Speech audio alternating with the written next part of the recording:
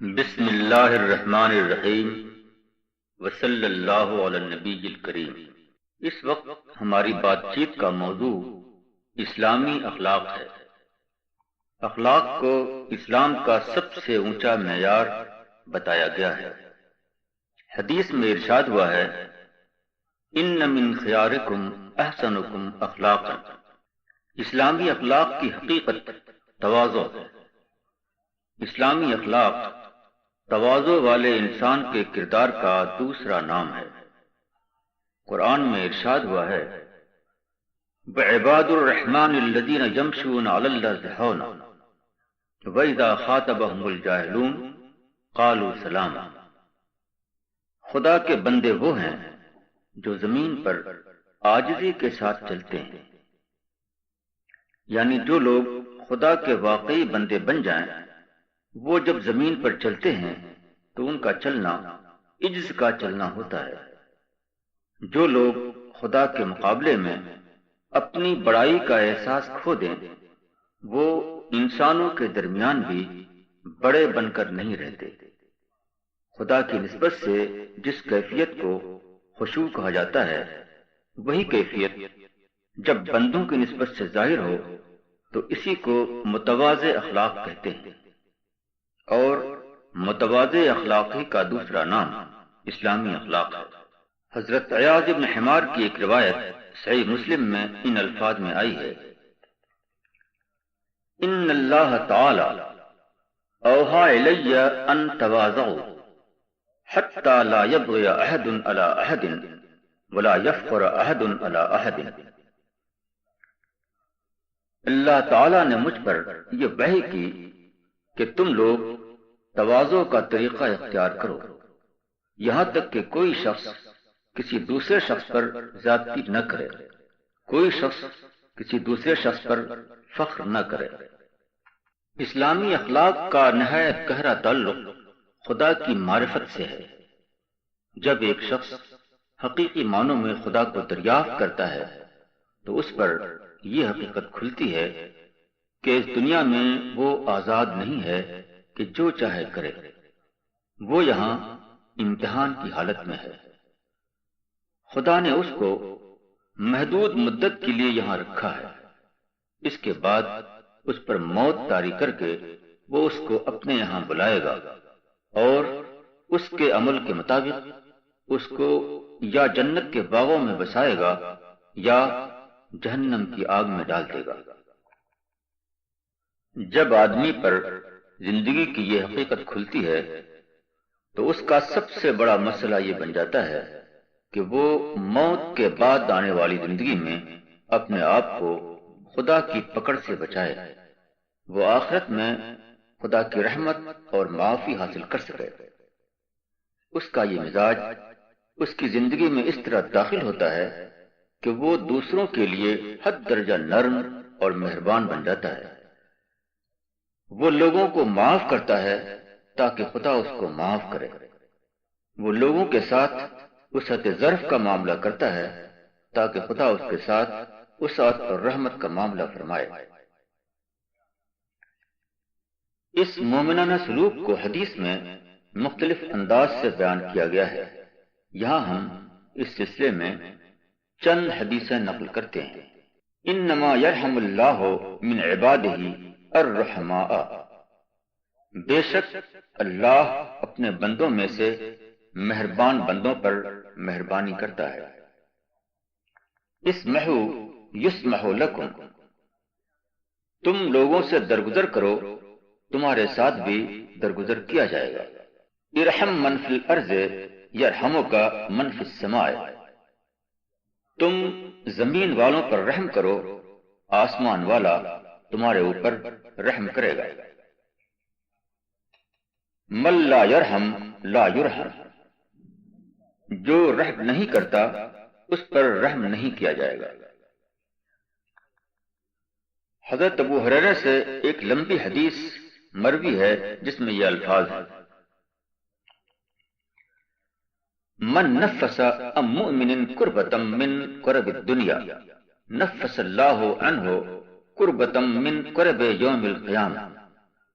ومن یسر علی معسر یسر اللہ علیہ فی الدنیا والآخرہ ومن ستر مسلما سترہ اللہ فی الدنیا والآخرہ واللہ فی عون العبد ما کان العبد فی عون اخیہ۔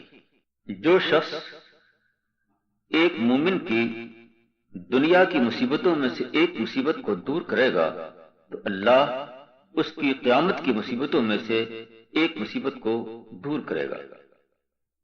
جو شخص ایک تنگدست کو آسانی دے گا تو اللہ دنیا اور آخرت میں اس کو آسانی دے گا۔ جو شخص ایک مسلم کی پردہ پوشی کرے گا تو اللہ دنیا اور آخرت میں اس کی پردہ پوشی کرے گا، اور اللہ بندے کی مدد پر رہتا ہے جب تک کہ وہ اپنے بھائی کی مدد پر رہے۔ عن جریر بن عبداللہ قال قال رسول اللہ صلی اللہ علیہ وسلم لا یرحم اللہ من لا یرحم الناس۔ حضرت جریر کہتے ہیں کہ رسول اللہ صلی اللہ علیہ وسلم نے فرمایا کہ اللہ اس شخص پر رحم نہ کرے گا جو لوگوں پر رحم نہ کرے۔ اب ایک مثال لیجیے۔ ایک شخص نے ٹیکسی کرائے پر لی۔ جب وہ سفر کر کے اترا تو ٹیکسی والے نے 50 روپے کرایہ بتایا۔ اب اگر مسافر کی جیب میں صرف 50 روپے ہوں تو وہ ٹیکسی والے سے جھگڑا کرے گا، کیونکہ وہ ڈرے گا کہ اس کو دے کر میں خالی ہو جاؤں گا، اس کے بعد میرے پاس کچھ نہیں رہے گا۔ وہ ٹیکسی والے سے کہے گا کہ تم نے کرایہ زیادہ بتایا ہے۔ مگر جس شخص کے بیگ میں 50,000 روپے کے نوٹوں کے بنڈل بھرے ہوئے ہوں وہ کبھی 50 روپے کے لیے جھگڑا نہیں کرتا، وہ فوراً ٹیکسی والے کو اس کا کرایہ ادا کر کے آگے بڑھ جائے گا۔ یہ ایک مثال ہے جس سے اندازہ ہوتا ہے کہ جو شخص بڑی چیز پائے ہوئے ہو وہ کبھی چھوٹی چیز کے لیے جھگڑا نہیں کرتا۔ کمظرفی چھوٹی یافت کا نتیجہ ہے اور اعلیٰ ظرفی بڑی یافت کا نتیجہ۔ خدا بلا شبہ سب سے بڑی حقیقت ہے، وہ تمام خوبیوں اور کمالات کا خزانہ ہے۔ جو شخص خدا کو پاتا ہے وہ گویا سب سے بڑی چیز کو پاتا ہے۔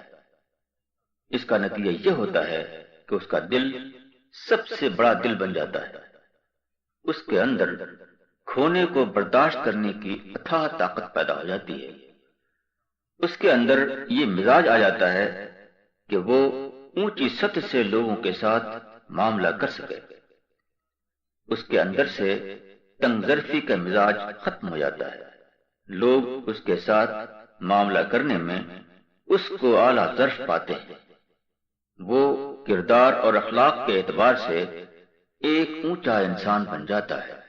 پیغمبر اسلام صلی اللہ علیہ وسلم کے بارے میں قرآن میں ارشاد ہوا ہے انک لعلی خلق عظیم، یقیناً تم اعلیٰ اخلاق پر ہو۔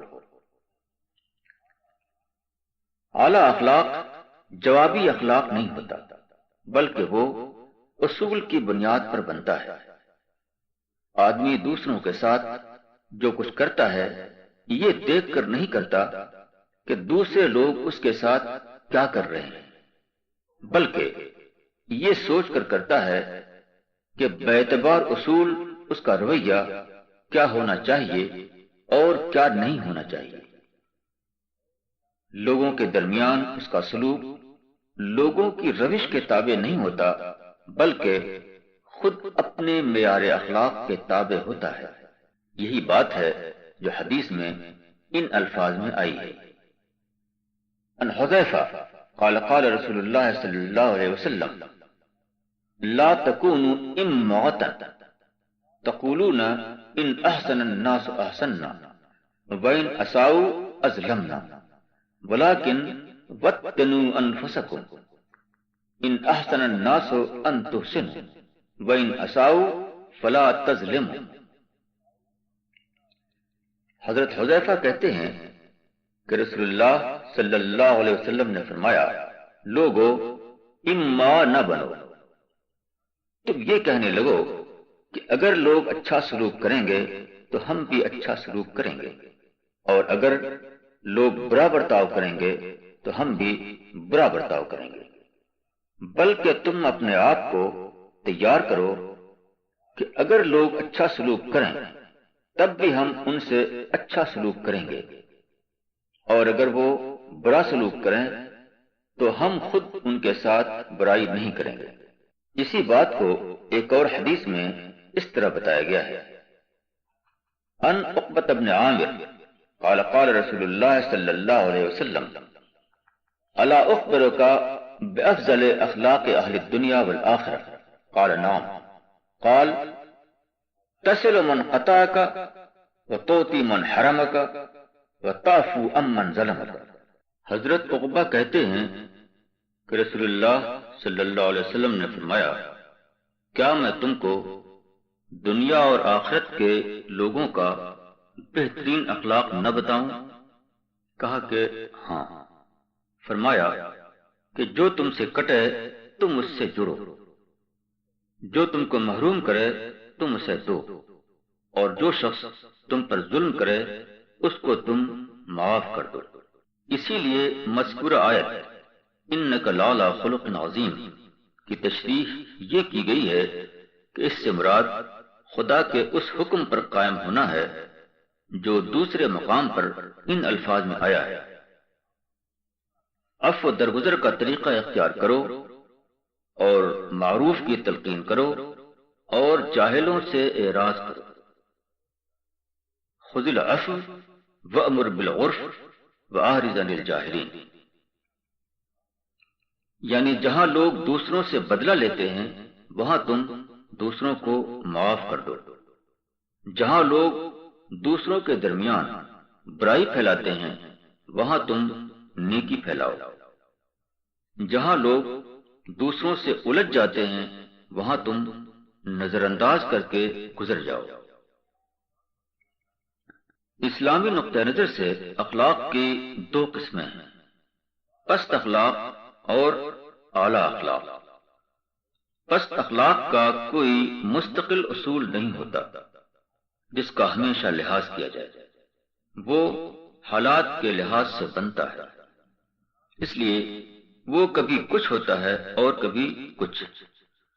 جس موقع پر جس قسم کے جذبات آدمی کے اندر ابھرے وہی اخلاق اور کردار کی صورت میں ڈھل گئے۔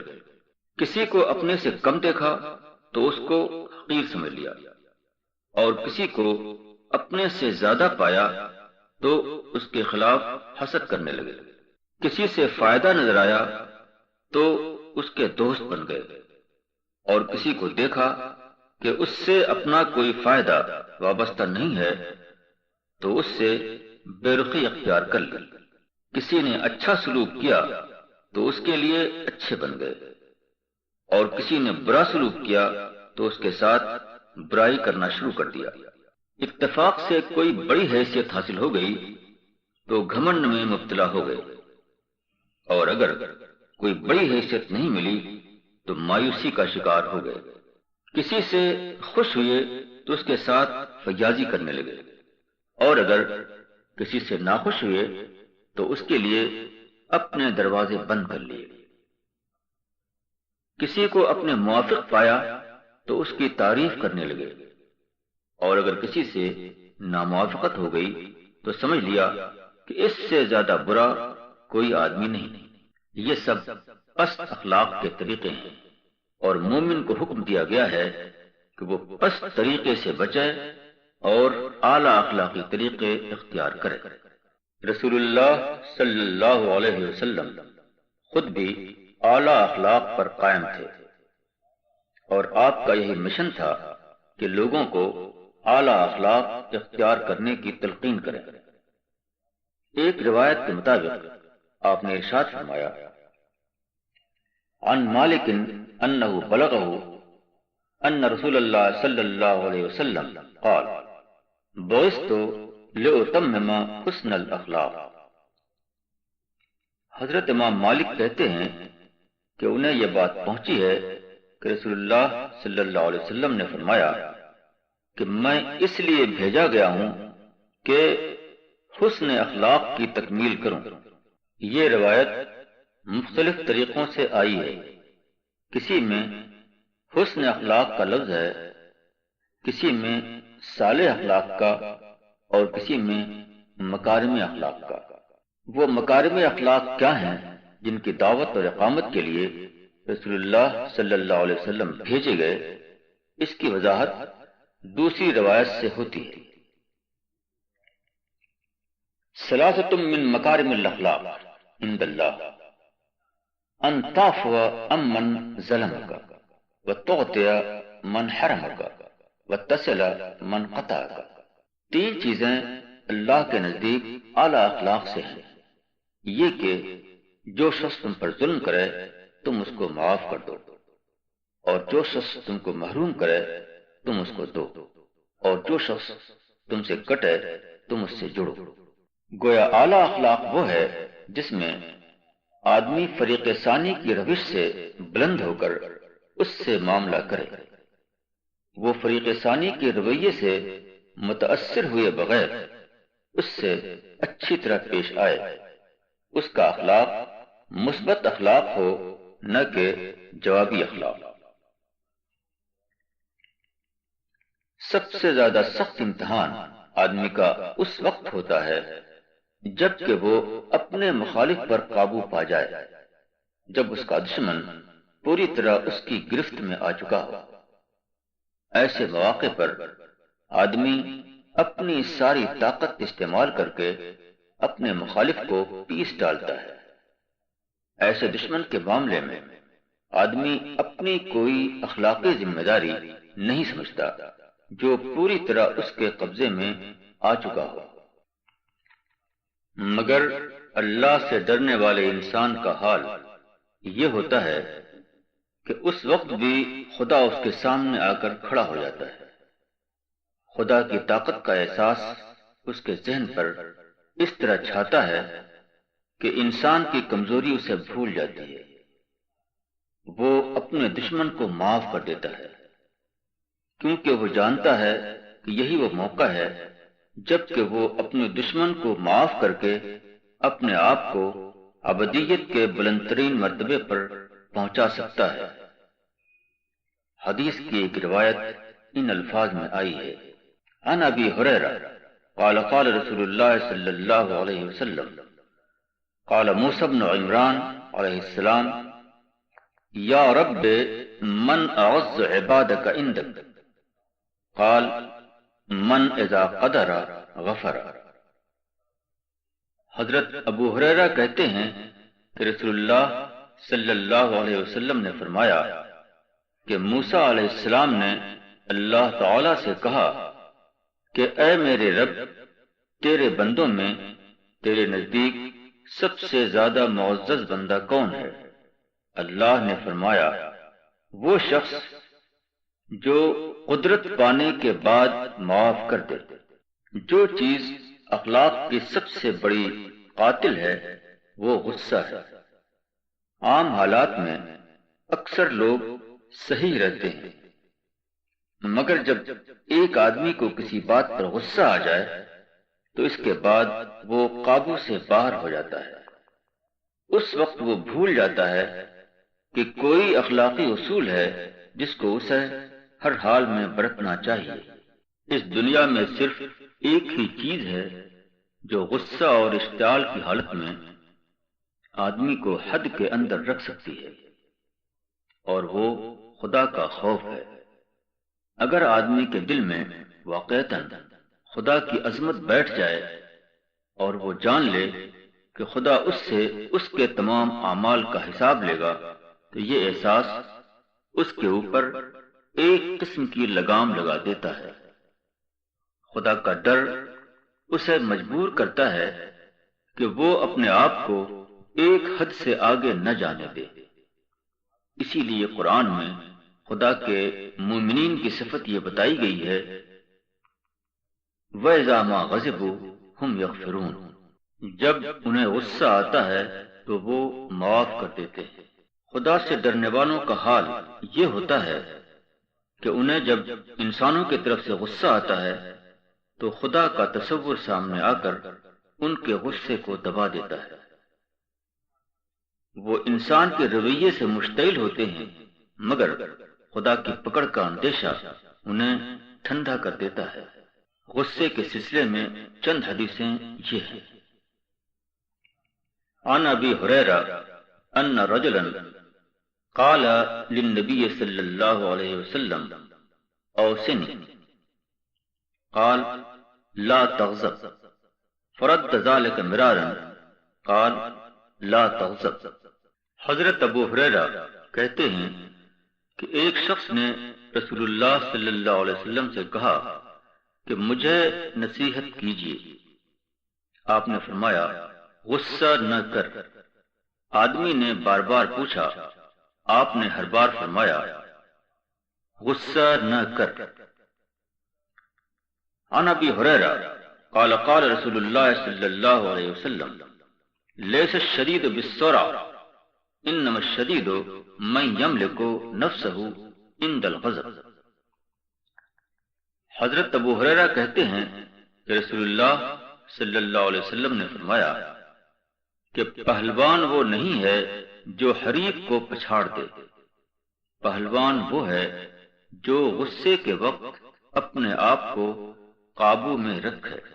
اذا غضب احدکم فلیسکت، جب تم میں سے کسی کو غصہ آ جائے تو وہ چپ ہو جائے۔ غصہ دراصل رد عمل کا دوسرا نام ہے۔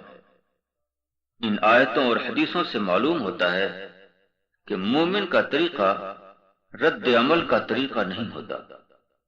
مومن کو کسی کے خلاف غصہ آتا ہے تو اس کے جواب میں وہ اس کو معافی لوٹاتا ہے۔ وہ منفی نفسیات سے اوپر اٹھ کر لوگوں سے معاملہ کرتا ہے۔ وہ غصہ اور تلخی کو ظاہر نہیں کرتا بلکہ اندر ہی اندر اس کو پی جاتا ہے۔ مومن اس دنیا میں پھول کی طرح رہتا ہے۔ اس کو برا کہیں تب بھی وہ برا کہنے والے کو خوشبو دے گا، اس کو پتھر ماریں تب بھی اس کا سکون بھنگ نہیں ہوگا۔ انسان خواہ کتنا ہی اچھا ہو، دوسروں کے درمیان رہتے ہوئے بار بار اس سے غلطیاں ہوتی ہیں، بار بار لوگوں کے حقوق ادا کرنے میں اس سے کوتاہی ہو جاتی ہے۔ ایسے موقع کے لیے یہ اخلاق بتایا گیا ہے کہ جب کوئی برائی ہو جائے تو فوراً بھلائی کرو، اس سے تمہاری برائی کا اثر دھل کر ختم ہو جائے گا۔ چنانچہ حدیث میں ارشاد ہوا ہے اتق اللہ حیث ما کنت واتبع السیئۃ الحسنۃ تمحها وخالق الناس بخلق حسن۔ تم جہاں بھی ہو اللہ سے ڈرتے رہو، اور جب برائی ہو جائے تو اس کے بعد نیکی کر لو، وہ اس کو مٹا دے گی۔ اور لوگوں کے درمیان اچھے اخلاق کے ساتھ رہو۔ برائی کے بعد اچھائی کرنے کی مختلف صورتیں ہیں۔ مثلا جس کے ساتھ برائی ہوئی ہے اس سے معافی مانگنا، اس کے حق میں خدا سے اچھی دعائیں کرنا، اس کو ہدیہ دینا، اس کا ذکر لوگوں کے درمیان اچھے الفاظ سے کرنا، مختلف مواقع پر اس کی خیرخواہی کرنا وغیرہ۔ قرآن میں بتایا گیا ہے کہ جنت میں کوئی لغو بات یا گناہ کی بات نہ سنائی دے گی۔ لا يسمعون فيها لغوا ولا تأثیما الا قیلا سلاما سلاما۔ معلوم ہوا کہ جنت کا ماحول اعلیٰ اخلاقی ماحول ہوگا۔ وہاں جھوٹ، تہمت، غیبت، بےہودگی، گالی، طنز و تمسخر اور فضول باتیں نہیں ہوں گی۔ وہاں ہر ایک کے دل میں دوسرے کے لیے سلامتی اور خیرخواہی کے جذبات ہوں گے۔ وہاں ہر ایک وہی بولے گا جو اس کو بولنا چاہیے، اور وہ نہیں بولے گا جو اس کو نہیں بولنا چاہیے۔ جنت بد اخلاق لوگوں کی سوسائٹی نہ ہوگی، جنت شریف انسانوں کا معاشرہ ہوگا۔ دنیا میں اچھے اخلاق والا بننا دراصل اسی جنتی سماج کا امیدوار بننا ہے۔ جو شخص دنیا میں جنتی اخلاق کا ثبوت دے، وہی آئندہ جنت کے ماحول میں بسایا جائے گا۔ باقی تمام لوگ رد کر کے جہنم کے کوڑا خانے میں ڈال دیے جائیں گے، تاکہ ہمیشہ کے لیے اپنی بد کرداری کی سزا بھگتتے رہیں۔ اقول قولی ھذا واستغفر اللہ لی ولکم اجمعین۔ بسم اللہ الرحمن الرحیم۔ اخلاق ایک طاقت ہے، بلکہ اخلاق سب سے بڑی طاقت ہے۔ ایک اچھا سلوک دشمن کو دوست بنا سکتا ہے۔ ایک میٹھا بول ایک سرکش آدمی سے اس کی سرکشی چھین سکتا ہے۔ ایک ہمدردانہ برتاؤ ایک ایسے جھگڑے کو ختم کر سکتا ہے جس کو ختم کرنے کے لیے لاٹھی اور گولی کی طاقت ناکام ہو چکی تھی۔ یہی وہ بات ہے جو قرآن میں ان لفظوں میں بتائی گئی ہے۔ لا تستوی الحسنۃ ولا السیئۃ ادفع بالتی ہی احسن فاذا الذی بینک وبینہ عداوۃ کانہ ولی حمیم۔ اور نیکی اور بدی برابر نہیں ہو سکتی، تم جواب میں وہ کہو جو اس سے بہتر ہو، پھر تم دیکھو گے کہ تم میں اور جس میں دشمنی تھی وہ ایسا ہو گیا جیسے کوئی دوست برابر والا۔ اسلام میں تألیف قلب کا اصول بھی اخلاق سے تعلق رکھتا ہے۔ قرآن میں زکوٰۃ کی رقم کی کئی مدیں بتائی گئی ہیں، ان میں سے ایک خاص مد تألیف قلب کی ہے۔ اس مد کے تحت ان لوگوں کی مالی اعانت کی جاتی ہے جن کے دل کو اسلام کے لیے نرم کرنا مطلوب ہو۔ اس اصول کے تحت رسول اللہ صلی اللہ علیہ وسلم نے عرب کے متعدد سرکش سرداروں کو رقمیں دیں، اور اس کا نتیجہ یہ ہوا کہ اس کے بعد وہ لوگ بالکل ٹھنڈے پڑ گئے۔ اسلام کی یہ تعلیم اس بات کی ایک کھلی ہوئی تصدیق ہے کہ اللہ تعالیٰ نے اخلاق کے اندر زبردست تسخیری طاقت رکھی ہے۔ اخلاق ایک طاقت ہے، اس کی مثالوں سے انسانی تاریخ بھری ہوئی ہے۔ جس شخص یا قوم نے بھی اس دنیا میں کوئی کامیابی حاصل کی ہے، اس کی گہرائی میں جا کر دیکھیں تو اس کے پیچھے اخلاق کی طاقت کام کرتی ہوئی نظر آئے گی۔ یہاں ہم اسلام کی تاریخ سے چند مثالیں پیش کریں گے۔ انہی میں سے ایک مثال صفوان ابن امیہ ابن خلف کی ہے۔ وہ قریش کے بڑے سرداروں میں سے تھے۔ ان کا خاندان مکہ کا ایک ممتاز خاندان تھا۔ رسول اللہ صلی اللہ علیہ وسلم کی بعثت کے بعد یہ خاندان آپ کا زبردست مخالف ہو گیا۔ صفوان کے والد امیہ ابن خلف جنگ بدر میں آپ کے مخالف لشکر میں شامل تھے۔ وہ آپ کے خلاف لڑتے ہوئے مارے گئے۔ جب مکہ فتح ہوا تو صفوان ابن امیہ مکے سے باہر نکل گئے اور بھاگ کر جدہ پہنچ گئے۔ ان کے چچازاد بھائی عمیر ابن وہب نے رسول اللہ صلی اللہ علیہ وسلم سے ان کے لیے امان کی درخواست کی۔ آپ نے ان کو امان دے دی۔ مزید یہ کہ آپ نے اپنی چادر بھی ان کو امان کی علامت کے طور پر عطا فرمائی۔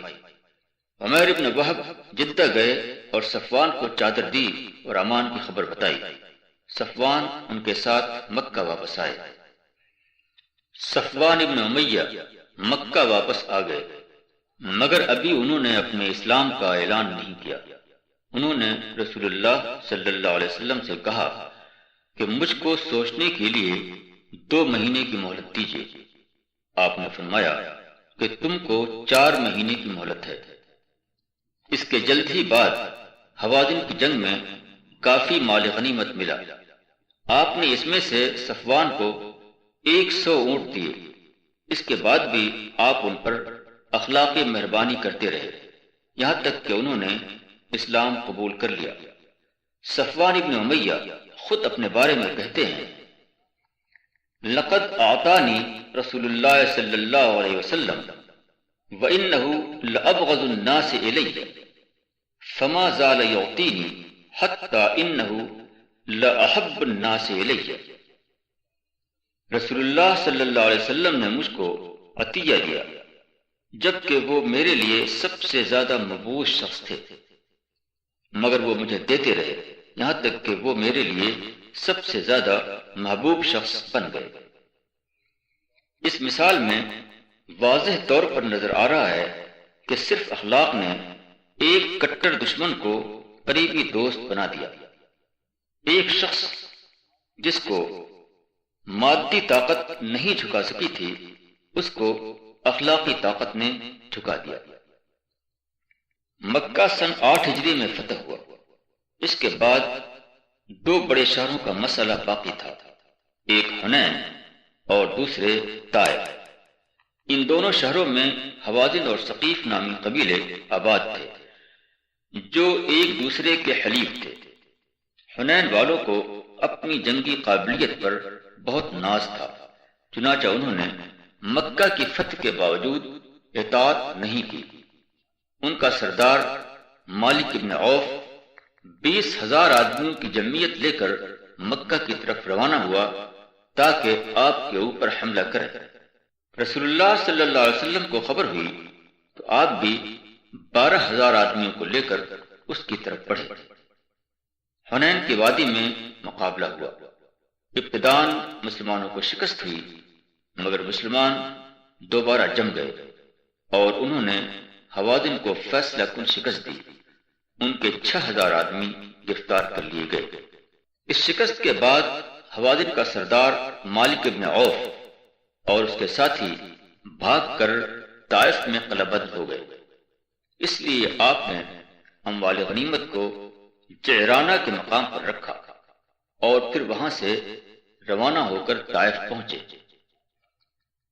مگر طائف والوں نے زبردست سرکشی دکھائی۔ طائف عرب کا واحد قلعہ بند شہر تھا۔ ان کے تیر انداز قلعے کی فصیل پر بیٹھ گئے اور مسلمانوں کو اپنے تیروں کے نشانے پر لینا شروع کیا۔ اس میں 12 مسلمان شہید ہو گئے۔ حضرت خالد بن ولید نے پکار کر کہا کہ نیچے اترو اور دست بدست مقابلہ کرو۔ انہوں نے جواب دیا کہ ہم کو قلعے سے اترنے کی ضرورت نہیں ہے، ہمارے پاس کئی سال کی ضرورت کا غلہ موجود ہے، جب یہ ختم ہو جائے گا تو ہم تلواریں لے کر اتریں گے۔ طائف کی جنگ میں رسول اللہ صلی اللہ علیہ وسلم خود بھی شریک تھے۔ یہی نہیں بلکہ عملاً بھی آپ نے اس میں حصہ لیا۔ سیرت اور تاریخ کی کتابوں سے معلوم ہوتا ہے کہ آپ نے طفیل ابن عمر الدوسی کی قیادت میں ایک وفد شام کے علاقے میں بھیجا تھا، جہاں اس وقت کے اعلیٰ جنگی ہتھیار تیار ہوتے تھے۔ وہ لوگ وہاں سے ایک دبابہ اور ایک منجنیق لے آئے۔ ان لوگوں کی واپسی میں کسی قدر تاخیر ہوئی، چنانچہ وہ لوگ طائف کے محاصرے کے 4 روز بعد طائف پہنچے۔ اس سلسلے میں ابن ہشام کی ایک روایت ابن کثیر نے ان الفاظ میں نقل کی ہے، حدثنی من اثق به ان النبی صلی اللہ علیہ وسلم اول من رمى فی الاسلام بالمنجنیق رمى به اہل الطائف۔ مجھ سے بیان کیا جس پر میں اعتماد کرتا ہوں کہ نبی صلی اللہ علیہ وسلم پہلے شخص ہیں جس نے اسلام میں منجنیق سے گولا پھینکا۔ آپ نے منجنیق سے طائف والوں پر گولا پھینکا، مگر طائف کے لوگ اتنے سرکش تھے کہ پھر بھی وہ قبضے میں نہیں آئے۔ انہوں نے فصیل کے اوپر سے لوہے کی گرم سلاخیں پھینکنا شروع کیا، جس کی وجہ سے متعدد مسلمان ہلاک ہو گئے۔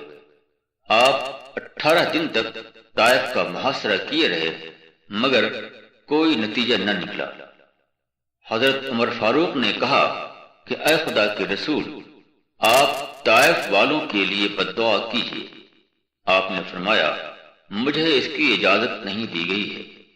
اس کے بعد آپ نے ہاتھ اٹھایا اور فرمایا اللہم اہد ثقیفا وأت بہم، اے اللہ قبیلہ ثقیف کو ہدایت دے اور ان کو میرے پاس لے آ۔ کسی شخص کے حق میں دعا کرنا کوئی سادہ سی بات نہیں، یہ اس کے حق میں خیرخواہی کا آخری عمل ہے۔ جب آدمی کسی کا اتنا زیادہ خیرخواہ ہو جائے کہ اس کی ہدایت اور نجات کے لیے خدا سے دعا کرنے لگے، اسی وقت اس کو وہ اخلاقی تدبیریں سوچتی ہیں جن کے اندر تسخیری صلاحیت ہوتی ہے۔ جو لوگ اپنے فریق کے لیے بد دعا کریں، جن کا سینہ ان کی نفرت اور بدخواہی سے بھرا ہوا ہو، وہ لوگ نفسیاتی پیچیدگی سے آزاد نہیں ہوتے، اس لیے وہ نہ اعلیٰ اخلاقی تدبیریں سوچ سکتے اور نہ اس پر عمل کر سکتے۔ آخر کار صحابہ نے رائے دی کہ بظاہر موجودہ حالت میں طائف کی تسخیر مشکل ہے، اس لیے واپس چلنا چاہیے۔ مگر یہ مشکل صرف تلوار کی راہ میں تھی، اخلاق کی راہ میں کوئی مشکل حائل نہ تھی۔ چنانچہ آپ نے تلوار میان میں کر لی اور اخلاق کی طاقت کو استعمال کرنے کا فیصلہ کیا۔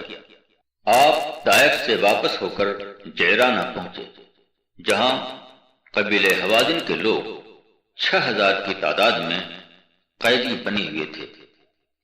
آپ نے نہایت حکیمانہ انداز میں تمام کے تمام 6000 قیدیوں کو آزاد کر دیا اور اسی کے ساتھ ان کو اپنے وطن واپس جانے کے لیے سواری اور زاد راہ بھی دیا اور مزید انعامات سے نوازا۔ یہ سلوک قدیم زمانے کے آداب جنگ کے سراسر خلاف تھا، کیونکہ وہ لوگ قدیم رواج کے مطابق یہ سمجھے ہوئے تھے کہ وہ سب کے سب غلام بنائے جائیں گے یا قتل کیے جائیں گے۔ ناممکن تھا کہ اتنا بڑا اخلاقی سلوک انہیں متاثر نہ کرے، چنانچہ اس نے متاثر کیا اور وہ سب کے سب اسلام کے دائرے میں داخل ہو گئے۔ حوازن کی جنگ میں زبردست مال غنیمت ہاتھ آیا تھا۔ روایات کے مطابق اس کی مقدار 24,000 اونٹ، 40,000 بکریاں، 4,000 اوقیہ چاندی اور دوسرے سامان تھے۔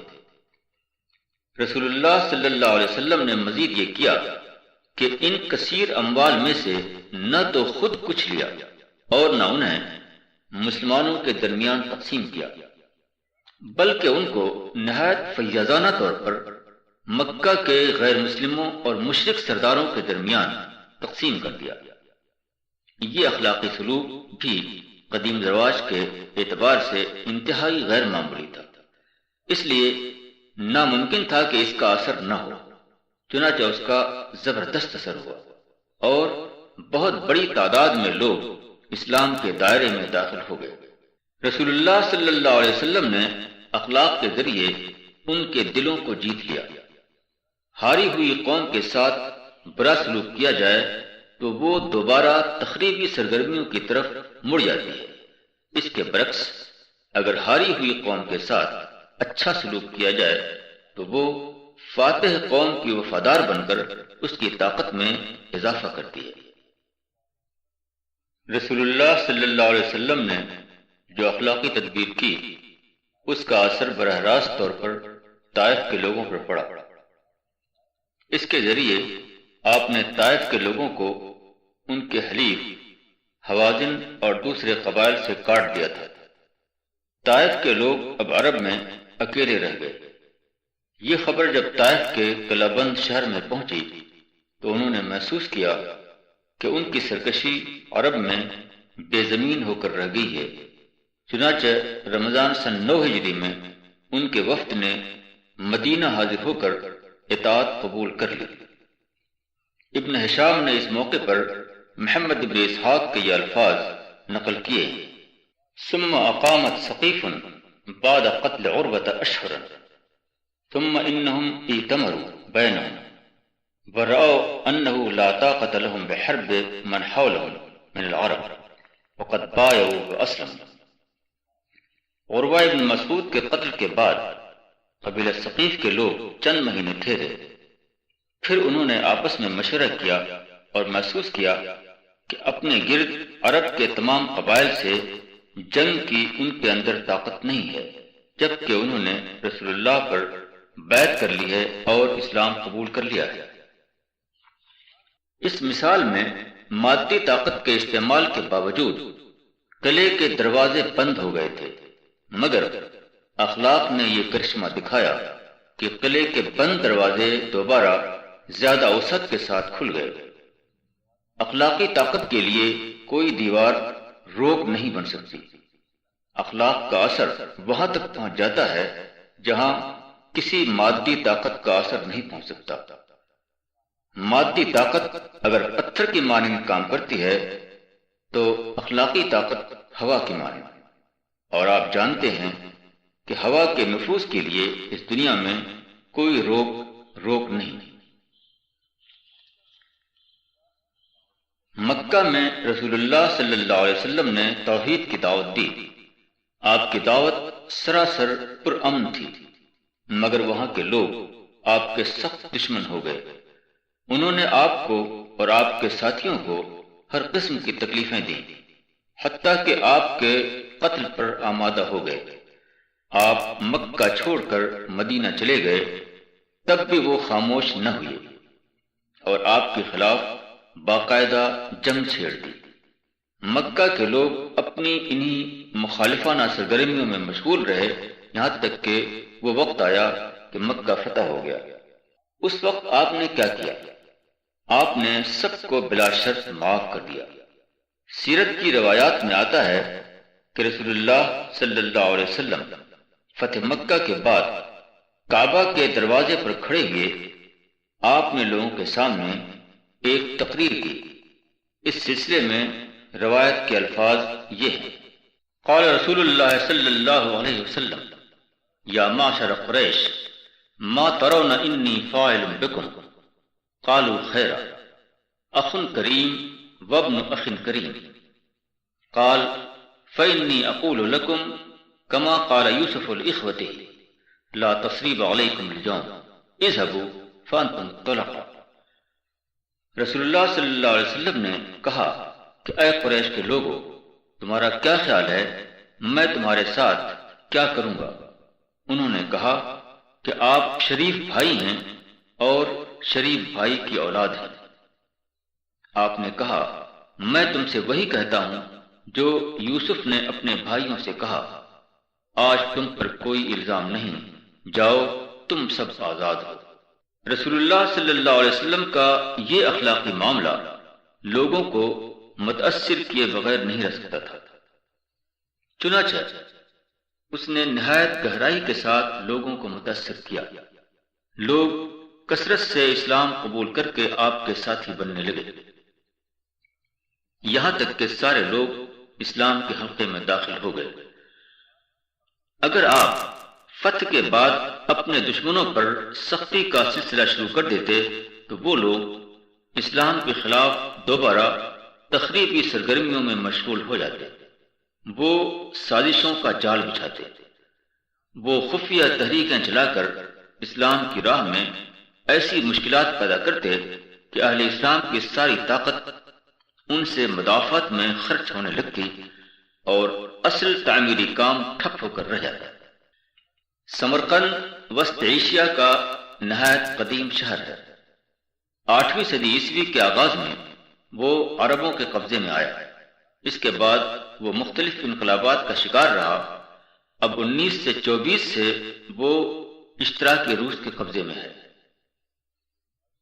پہلی بار حضرت امیر معاویہ کے زمانے میں خراسان کے مسلم گورنر نے اس پر چڑھائی کی تھی۔ یہاں کے رئیسوں نے 7 لاکھ درہم سالانہ کے عوض ان سے امان حاصل کر لی۔ اس وقت یہاں بدھ مت کو ماننے والوں کی آبادی تھی۔ اس کے بعد مسلم فوج واپس چلی گئی اور مقامی رئیس نے زر امان کے عوض اپنی ریاست سمرقند میں باقی رکھی۔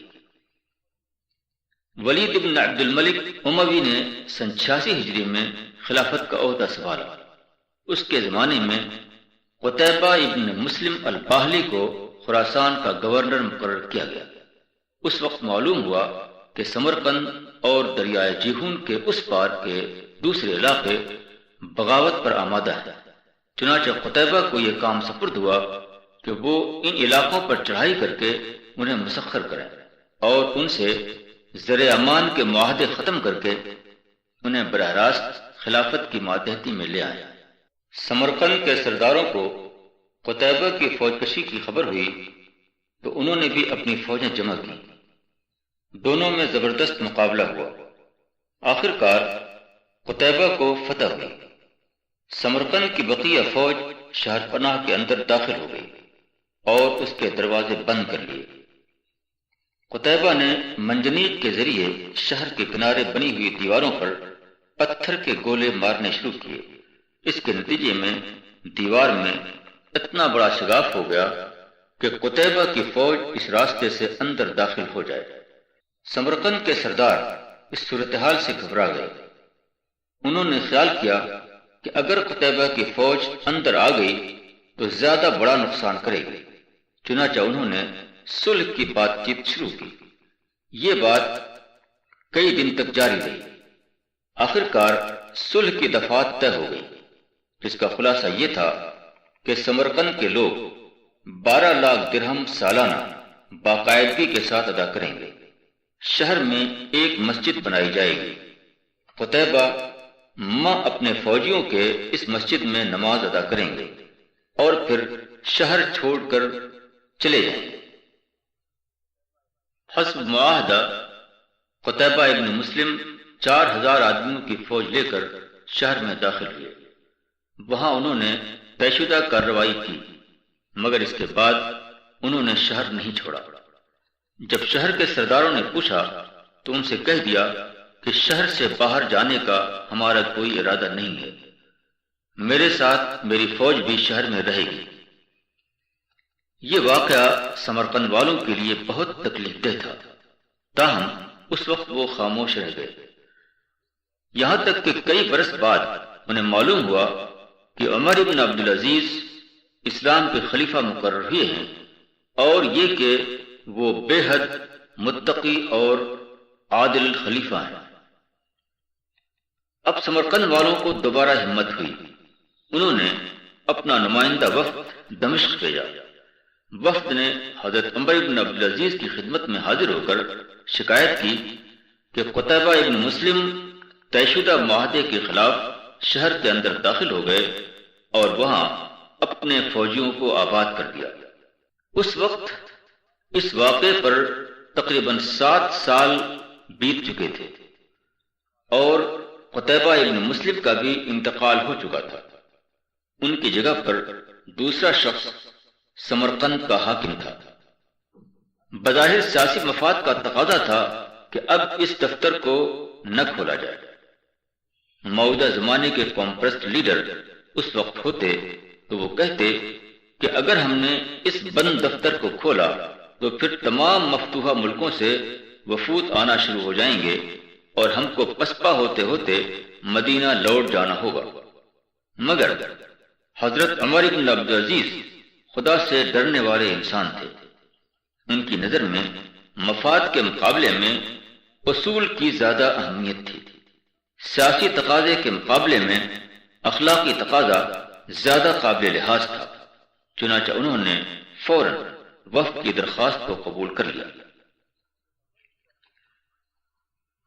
حضرت عمر بن عبدالعزیز نے خراسان کے گورنر کو لکھا کہ ایک قاضی مقرر کیا جائے جو وفد کی شکایت کی جانچ کرے۔ چنانچہ گورنر نے قاضی جمع ابن حاضر کو اس کی تحقیق کے لیے مقرر کیا۔ انہوں نے سمرقند جا کر پورے معاملے کی جانچ کی۔ انہوں نے پایا کہ شکایت درست ہے۔ انہوں نے فوراً حکم دے دیا کہ مسلم فوج شہر کو مکمل طور پر خالی کر دے اور شہر سے باہر چلی جائے۔ اس فیصلے کے تحت بظاہر مسلمان سمرقند کو کھو رہے تھے، مگر اس قسم کا اخلاقی عمل محض ایک سادہ عمل نہیں ہوتا، وہ اپنے اندر زبردست طاقت رکھتا ہے۔ مسلمانوں نے اس بات کا مظاہرہ کیا کہ وہ اس قدر پابند لوگ ہیں کہ محض ایک اصول کی خاطر وہ 7 سال پرانا دفتر کھول سکتے ہیں، اور صرف ایک اخلاقی تقاضے کے تحت فتح کے باوجود واپس جانے کے لیے تیار ہیں۔ سمرقند کے لوگوں نے جب اس کو دیکھا تو ان کے دل پگھل گئے۔ انہوں نے سوچا کہ اس سے زیادہ لائق اور انصاف پسند لوگ کہاں ملیں گے، چنانچہ انہوں نے اعلان کر دیا کہ آپ لوگ شہر سے باہر نہ جائیں بلکہ یہیں قیام کریں، آپ کا قیام ہم کو خوشی کے ساتھ منظور ہے۔ حضرت عمر بن عبدالعزیز کا فیصلہ بظاہر ملک کو کھو رہا تھا، مگر اخلاقی طاقت نے ملک کو دوبارہ زیادہ قوت کے ساتھ آپ کی طرف لوٹا دیا۔ اخلاق میں بلا شبہ فتح کی طاقت ہے، مگر فتح کی طاقت صرف اس اخلاق میں ہے جو یک طرفہ ہو، یعنی دوسرے آدمی نے آپ کے ساتھ برائی کی ہو پھر بھی آپ اس کے ساتھ بھلائی کریں، آپ بھلائی کرنے کے لیے مجبور نہ ہوں، اس کے باوجود آپ اپنے فریق کے ساتھ بھلائی کا برتاؤ کریں۔ دو طرفہ اخلاق میں معاملہ برابر ہو جاتا ہے، اس لیے اس میں غلبہ کی شان پیدا نہیں ہوتی۔ یک طرفہ اخلاق میں معاملہ برابر نہیں ہوتا، اس لیے اس کے مقابلے میں آدمی دبنے کے لیے مجبور ہو جاتا ہے۔ جب بھی آپ یک طرفہ طور پر بہتر سلوک کرنے کی پوزیشن میں ہوں تو سمجھ لیجئے کہ آپ تلوار اور بندوق کے بغیر جنگ جیتنے کی پوزیشن میں ہیں۔ آپ خون کا ایک قطرہ بہائے بغیر فریق ثانی پر غالب آ سکتے ہیں۔ اس دنیا میں اس سے بڑا نادان کوئی شخص نہیں جو یک طرفہ حسن سلوک کا موقع پائے اور پھر بھی اسے استعمال کیے بغیر ضائع کر دے۔ اخلاقی فتح میں ایک خاص صفت ہے جو کسی دوسری فتح میں موجود نہیں۔ فتح کی دوسری قسموں میں فتح اس قیمت پر حاصل ہوتی ہے کہ ایک مسئلہ ختم ہو کر دوسرا مسئلہ پیدا ہو جاتا ہے۔ مثلا جنگ کے ذریعے فتح میں طرفین کی بربادی، فاتح میں بیجا فقر اور مفتوح میں بیجا نفرت وغیرہ، مگر اخلاقی فتح مسئلے کو مکمل طور پر حل کر دیتی ہے بغیر اس کے کہ اس نے کوئی نیا مسئلہ پیدا کیا۔